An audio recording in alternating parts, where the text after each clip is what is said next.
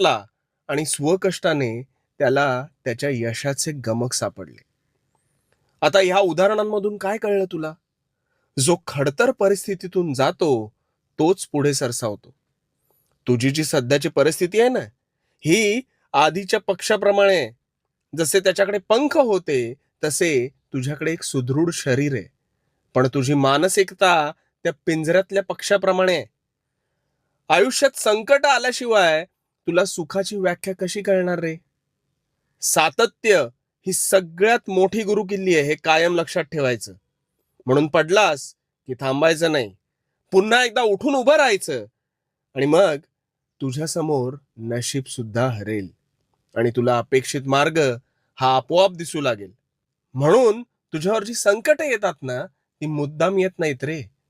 त्यातून वाट काढून पुढे गेलास की तू आपोआप सुखी होशील. फक्त